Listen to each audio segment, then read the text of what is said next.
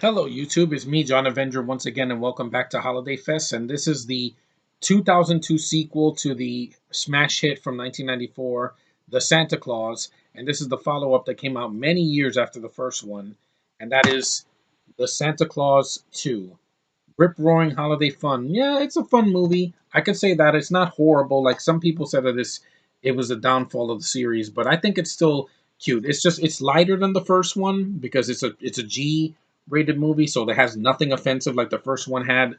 All the adult jokes. This is the insert. It's a disc, and there's the insert of the Santa Claus 2. The bonus features a promo for Freaky Friday, which is a remake I did like this year. I saw it for the first time.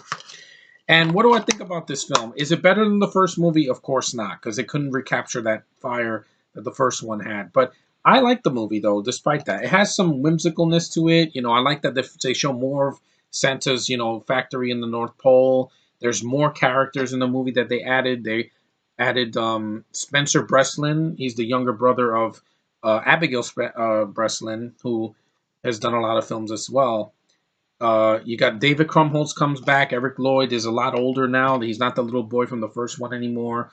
And Judge Reinhold and Wendy Crewson are in it in a smaller part compared to the first one. You also have Billy Mummy, the guy from Lost in Space. His daughter Liliana Mummy. She's this redhead. She's very cute, very very adorable. She's a precious little thing in the movie, and she's very cute. It's good to see that Billy Mummy has he has talent in his family bloodline. And then you have the beautiful Elizabeth Mitchell who plays the future Mrs. Claus. That Tim Allen basically in the clause there's an extra part that says he has to get married and have a Mrs. Claus before Christmas, or he'll lose the magic and Christmas will be ruined. And he pursues Elizabeth Mitchell, who I've liked her more now than I did back when I first saw this, because when I first saw it, I thought she was kind of like, she's there.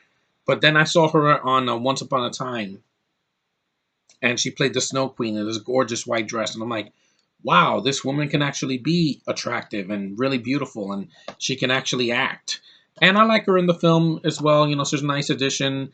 The reindeer look cuter now. They have like beautiful eyes, and they make noises. They have voice actors doing the voices because Frank Welker, I don't think he came back to do this one.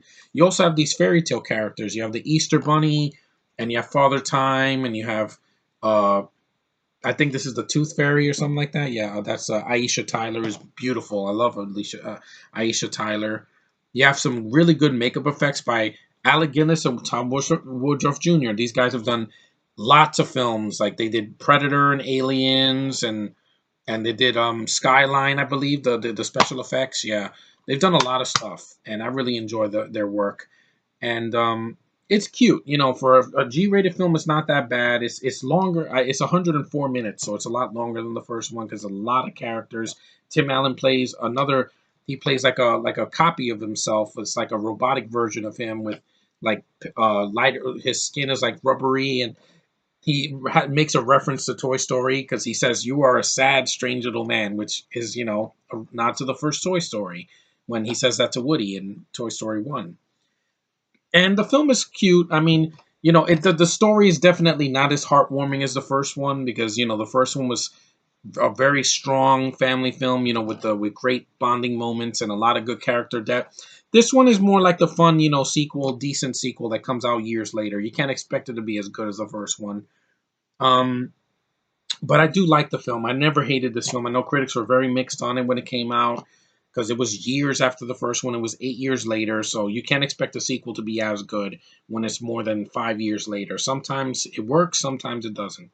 But here it's a cute little film. Like I said, it's not offensive. There's some fart jokes here and there. It's stuff for kids. Ha ha ha. But I'm glad that Tim Allen came back and that he wasn't replaced. And I preferred him here. He was originally supposed to be the Cat in the Hat. I'm glad he didn't do that because that movie was awful. This, at least I can watch it as a decent time waster. I like the supporting cast, like I said, and they added some new characters. There's some really good makeup effects, really nice looking sets, and the romance between him and Elizabeth Mitchell, it works. It's not the best of all time, but it didn't bother me like in other films. And it's a cute little movie for kids. Like if you want to see, if you love the first one, I would say this one's a good follow up. It's not better than the first one, but it's definitely not horrible. Like I definitely will watch it again. I like Tim Allen in the film. I think he does a good performance. I don't think it was Razzie worthy. Fuck the Razzies. I don't know what they're talking about. The music was fine. The CGI was all right. Michael Lembeck directed this. I don't mind him as a director, and it wasn't too bad. Like I think it's decent. And yeah, this is the full screen version, unfortunately, because Disney Rewards sent us the full screen version. But I eventually want to get the Blu-ray or the widescreen version because it's worth my money. I mean, the film is decent though. It's a Christmas movie that has a lot more to it than just or it's not a rehash of the first one. I can at least give it that. It did something different and it went in a new direction. And while it wasn't better than the first one, at least it had some of the charm of the first one, and that's because of Tim Allen and the rest of the supporting cast. But and it has a buttload of special features if you want to see them. It's definitely worth your time, and it's worth your. It's a Christmas movie with some. At least it has some merit, so I can say that it's not a horrible mess like Christmas with the Cranks or something like that. Though that's horrible. But I like the Santa Claus too. It's uh, definitely more kid friendly than the first one, which is good because they didn't want any adult jokes this time, like the first one. And you know, rip roaring holiday fun. Yeah, your kids could do a lot worse than this, definitely, especially this year. Anyway, guys, thanks for watching. I wanted to get that review out there. My friend Sean wanted to hear my thoughts on Santa Claus 2. Next is going to be 3, and then I'll review something else next week because I got a lot more to get to before the 25th. We got a lot of movies to get to. And well, in January, I'm going to be doing Disney for 2017, Disney month slash movies from the 2010s, movies from 2010 to 2016, and of course, next year, which I'll get to. If I see, if I see a movie in the theater in 2017, I'll review it. But anyway, guys, thanks a lot for watching, subscribing, and commenting. And I'll see you in the next one.